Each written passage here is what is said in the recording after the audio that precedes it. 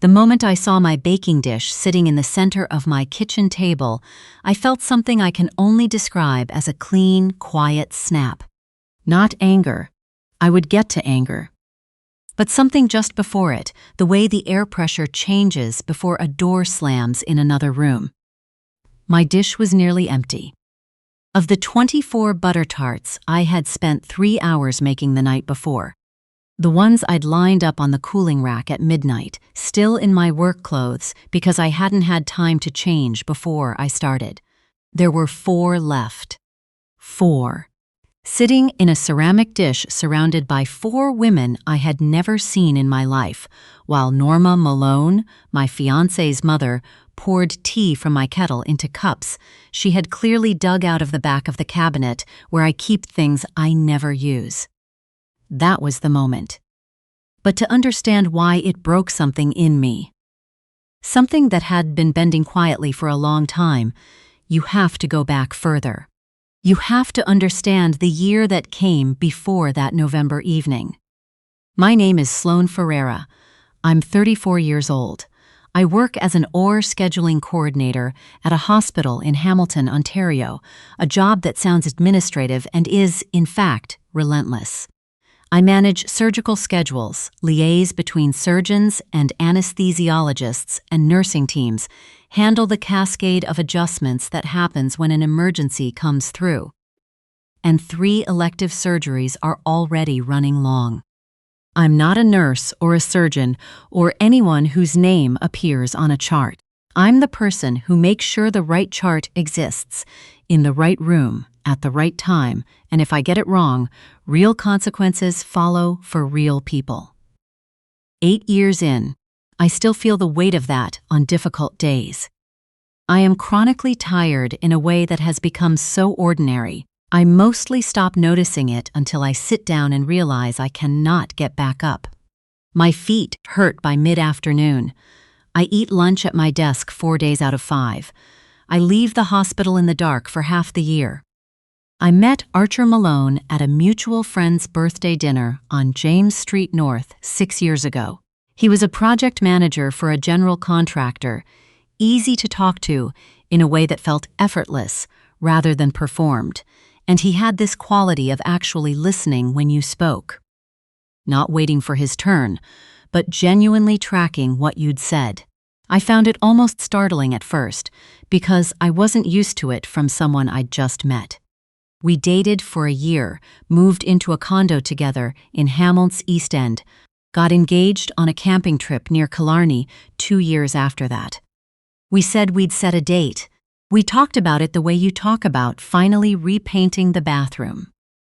Both of you agreeing it should happen, neither of you quite getting around to it. We have a 2-bedroom condo. 1 room is ours. The other I use as a home office and craft space, because I do embroidery in my limited free time. The slow kind. The kind where you're picking it up in 45-minute stretches on weeknights and longer stints on Sunday mornings, and a single piece can take 4 or 5 months. We have a cat named Clover, gray and particular about affection, who is consistently the most reasonable creature in our household. Archer's mother, Norma, was 67 years old and had spent 31 years sorting mail for Canada Post before she retired. She lived in Stony Creek, 20 minutes from us, in the house where Archer grew up. She was widowed 3 years ago when his father, Douglas, died of a heart attack. After that, something in the way she held on to Archer tightened in ways I didn't fully register until the pattern was already well established. She called every morning. She showed up at our condo unannounced, sometimes twice in 1 week. She had a key Archer had given her for emergencies 2 years after we moved in. And I had accepted that arrangement the way you accept things in a long relationship. Carefully, with reservations I told myself weren't worth voicing. She was grieving, she was lonely, she was his mother. I gave her room the way you're supposed to give people room. I didn't count the cost until I had to. The November in question had been a difficult stretch. The hospital was short 2 coordinators, one on medical leave, one on parental leave, and I had been absorbing the extra load since September. 10-hour days, sometimes longer.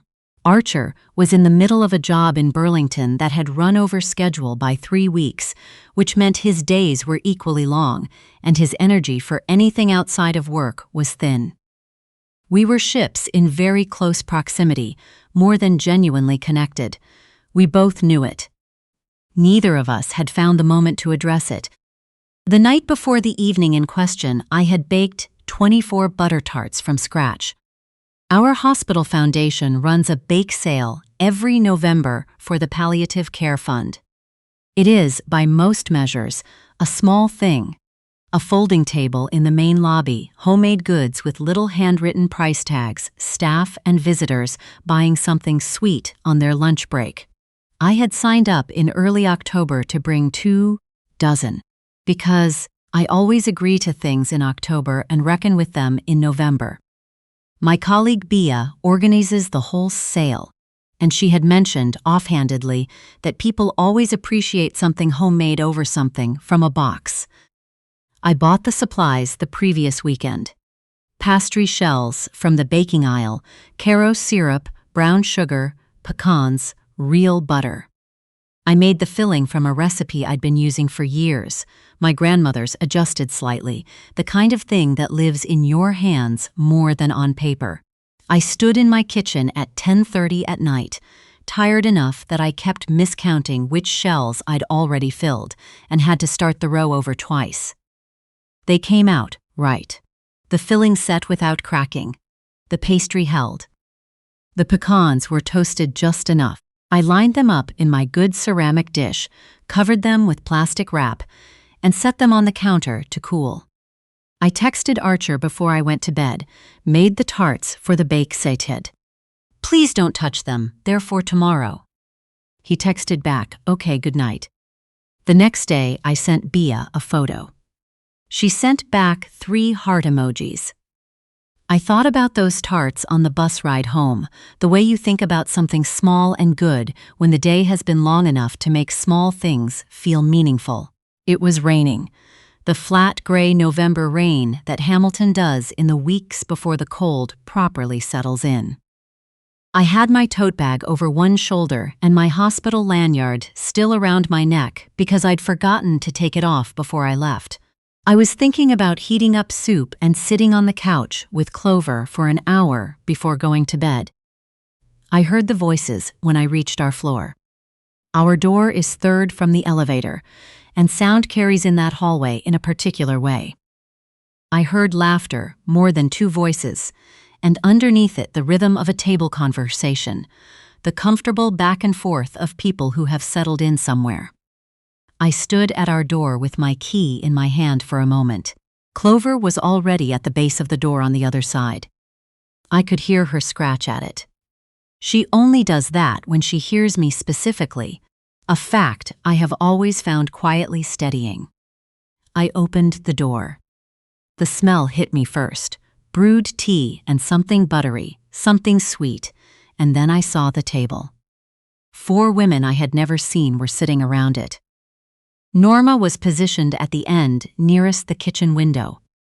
Not the head of a rectangular table exactly, but she had arranged herself facing the room in a way that functioned identically.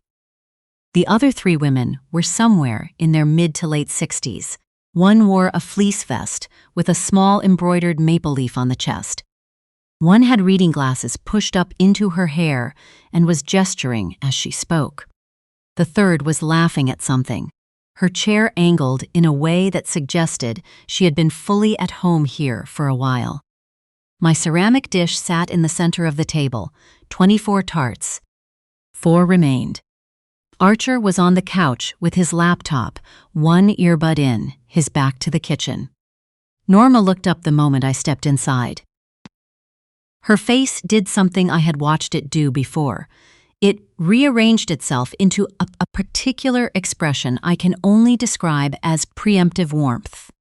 The look of someone who already knows they've overstepped and has decided that charm is a more efficient defense than acknowledgement.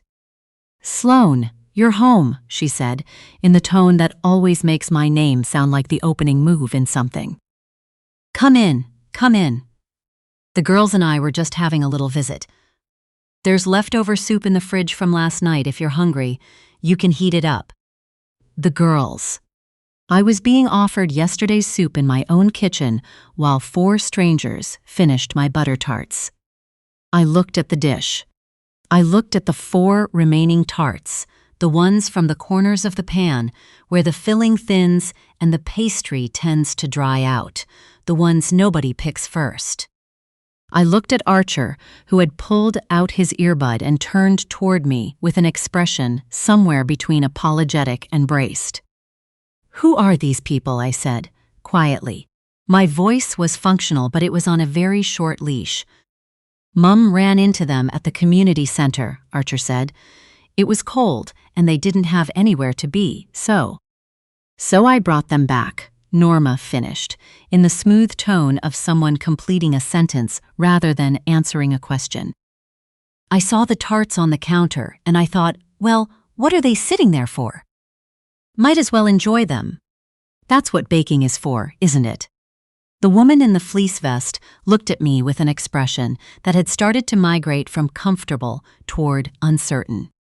"Those were for the hospital bake sale," I said. "Tomorrow morning, for the palliative care fundraiser." A short silence. Norma's expression shifted. Not guilty, exactly, but recalibrating. "There was no note," she said. I had texted Archer. I watched him not say that. "There are still some left," Archer said, and I could hear in his voice the specific effort of someone trying to build a bridge over something they wish weren't there.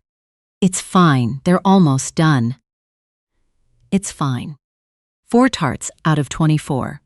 I looked at those 4 tarts for a moment. Then I put my tote bag down on the bench by the door, took off my coat, set my lanyard on the hook beside it, and walked to the kitchen table. I put both hands flat on the surface and looked at Norma directly. "I'd like you and your friends to please finish up and head out," I said. I looked at the 3 women then. "Not because you've done anything wrong. You were invited here, and that's not on you. But this is my home, and I wasn't told there would be guests tonight, and I'd like my evening." The woman in the fleece vest stood first. She picked up her bag from the back of the chair, touched the woman beside her on the arm, and said quietly, "Come on, let's get going." The other 2 were already collecting themselves with the brisk, unobtrusive efficiency of people who have correctly read a situation. None of them made eye contact with me. I respected that. 2 minutes, maybe slightly less. I held the door.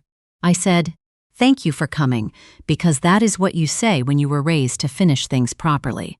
Then I closed it. 3 of us, 4 tarts, a quiet that sat differently from any quiet we'd had in that kitchen before. "That was unnecessary," Norma said. She had not stood. She had recovered her composure the way she always did, quickly, completely, like a reset. "Norma." I pulled out the chair across from her and sat down. "Do you know what was in that dish?" Butter tarts. 24 butter tarts I made from scratch last night. I was in this kitchen until midnight. I bought the ingredients last weekend specifically for the Hospital Foundation bake sale. I texted Archer about it before I went to bed. I sent a photo to my colleague this morning. I paused. I was going to bring them in on the bus tomorrow morning. I had told someone they were coming. "There are still 4, she said. I looked at those 4 tarts for a moment, and then I looked back at her, and I felt something in me go very still and very decided. "This isn't just about the tarts," I said. Archer had set the laptop aside. He was sitting very still on the couch. "Archer," I said, without looking away from Norma. "How many times has your mother come over without calling first this year?" A pause. "I don't know exactly." "I do. 19 times since January. I have a record in my phone." I heard him exhale. I kept going. I started keeping track in March after she came over on a Saturday while I was at work and reorganized our pantry. She moved everything I reach for daily to the upper shelves at the back. She put things I never use at eye level. I spent 10 minutes looking for the olive oil in my own kitchen when I got home. I looked at Norma. "You told me you were trying to help." I was. Her voice had a particular quality now, brittle in the way of something held very carefully. "In June," I said, "she let herself in while I was in the middle of a video call for work. A scheduling meeting with 2 surgeons and our OR manager. She saw I was on a call, and instead of leaving, she made tea and sat at the kitchen table for 40 minutes. My manager asked me afterward whether I needed to flag a workspace accommodation issue. I paused. I said no, I handled it, I moved on." Archer had gone pale in the way that means the math is hitting. And in September, I took a breath. This was the part I had been storing for 2 months without fully deciding what to do with it. I was working on something in the craft room. A piece of embroidery for my cousin's baby shower. I'd been working on it since April. Maybe 60% done. I'd left it on the craft table because that room is supposed to be my space, and I assumed things I left there would stay where I left them. Norma's expression shifted. She knew. I could see that she knew. I looked for it in August and couldn't find it. I thought I'd moved it and forgotten. Then in September you came for dinner and you made a comment about the craft room being much tidier. I asked what you meant. You said you'd cleared off the table last time you were over because it looked cluttered. I let that land. You put it in the recycling. 60 hours of work. A gift for a baby that had already been born. Silence. I went to that baby shower without a gift from me, I said. I bought something from the store instead and said the handmade piece was delayed. My cousin is still waiting for it. I started it over in October. I'm a quarter of the way through. I looked at her steadily. That was mine. It was in my space. You had no right to touch it. Norma opened her mouth, closed it, and I want to be accurate about this because it matters to me to be fair. Her eyes went genuinely shiny, not performance. Something real. I was trying to be useful, she said, and her voice cracked on the last word. Douglas is gone, and I'm in that house by myself, and Archer is right here, you're right here, and I wanted to feel like I was part of something. I wanted to feel like I belonged somewhere. Norma. I made sure my voice was level, not cold, not the softness that would make this easier to avoid. Just level. I understand that. I mean that. Losing Douglas, being alone in that house, I have tried to be patient with how hard that's been. For years, I have chosen not to say things because I thought I was being generous. I paused. But what you just said, that you want to belong somewhere, that is not what you have been doing. What you have been doing is treating this condo as though it's yours, and it isn't. She sat very still. You are welcome here, I said. You have always been welcome. But welcome is not the same as unrestricted access, and I need you to understand that difference before the next time you use that key. Archer stood up from the couch. He walked to the kitchen and put both hands on the counter, his back to both of us, and stayed there for a moment the way he does when he's deciding what's actually true before he says it. I have seen him do this before on difficult nights. I waited. He turned around. Mom, he said, I need you to go home tonight. Norma looked at him. I'll call you tomorrow, I promise, but right now I need you to go. She went. She got her coat and her bag, and she left without another word to me, which was fine. There would be other words, later, between her and Archer. That was as it should be. He needed to have that conversation with his mother directly, not through me. After the door closed, we stood in the kitchen for a while without saying much. Archer reheated the soup. There was enough for two, barely, and we ate standing at the counter, because neither of us wanted to sit at the table yet, the dish still in the center of it with its 4 remaining tarts. Clover came to sit at my feet. She looked up at me once, blinked slowly, and tucked her paws under herself and stayed. Best cat. The embroidery, Archer said finally. Yeah. I didn't know she'd thrown something out.